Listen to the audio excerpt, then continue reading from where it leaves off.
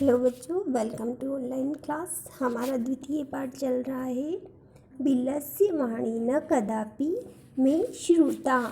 ठीक है, ये हमारे पाठ का नाम है। इसका अर्थ होता है कि बिल की वाणी मैंने कभी नहीं सुनी। ठीक है, हमने इस पेज को समझ लिया था। आज इसके आगे के पाठ को मैं आपको समझा रही हूँ। यहाँ से हम इस पाठ को समझेंगे, आप ध्यान दीजिएगा। ठीक है, अथ यतच्छतय्त्वा सिंहम् अचित्यत नूनमेषा गुहा स्वामिनः सदा समाहारं करोति परन्तु मद्भयात् न किंचित वदति। अर्थात इसमें आपको बताया जा रहा है कि जब वो शेर गुफा में छुप जाता है, उसके आगे का बताया जा रहा है कि इसके बाद वह सुनकर, उस गीदड़ की आवाज़ को सुनकर शेर सोचने लगता है कि निश्चय ही यह गुफा अपने स्वामी की आह्वान करती होगी, है ना, यानी अपने स्वामी की आवाज़ को ही सुनती होगी।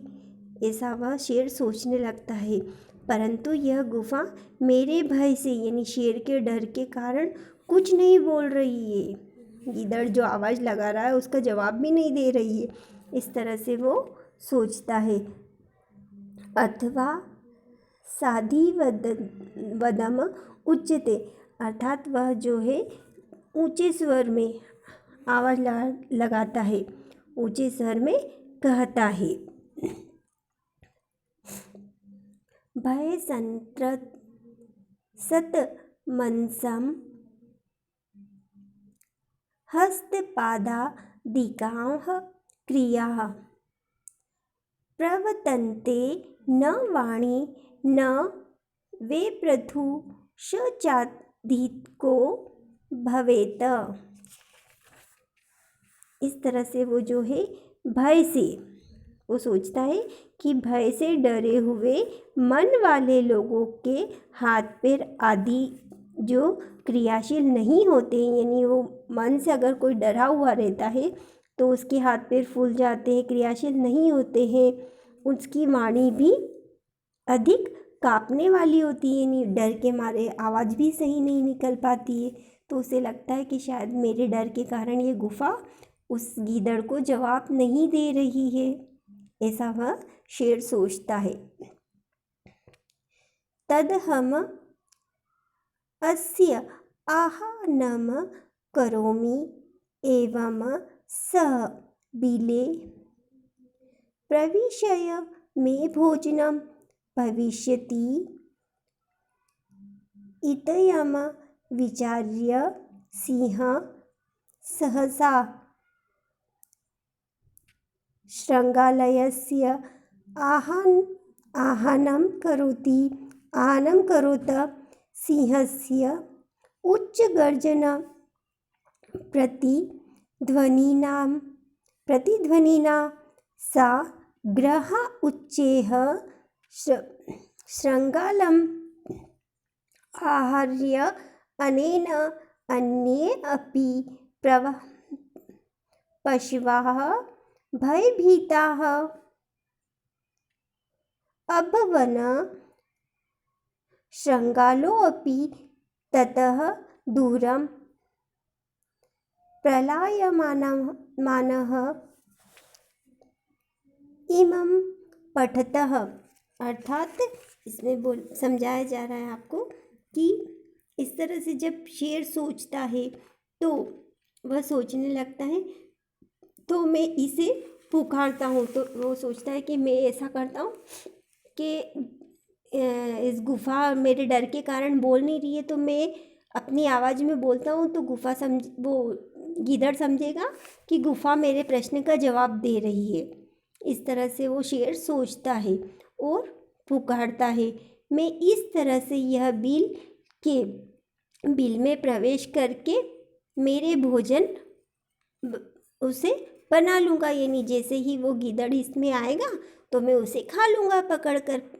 मेरी आवाज़ सुनकर वो समझेगा कि गुफा ही बोल रही है। इस प्रकार विचार करके शेर अचानक गीदड़ को पुकारता है। शेर की ऊंची गर्जना की प्रतिध्वनि द्वारा वह गुफा में जोर जोर से गर्जना होने लगती है, क्योंकि शेर की आवाज़ तेज होती है तो उस गुफा में ज़ोर से गर्जना होने लगती है। इससे दूसरे पक्षी भयभीत हो जाते हैं। दूसरे पक्षी जी शेर की आवाज़ सुन के डर जाते हैं, लेकिन गुफा कभी बोलती थोड़ी ना है क्या। लेकिन वो तो ऐसे ही उस पता करने के लिए उसने कहा था गीदड़ ने, तो बाकी पक्षी सारे उस शेर की आवाज़ से डर जाते हैं।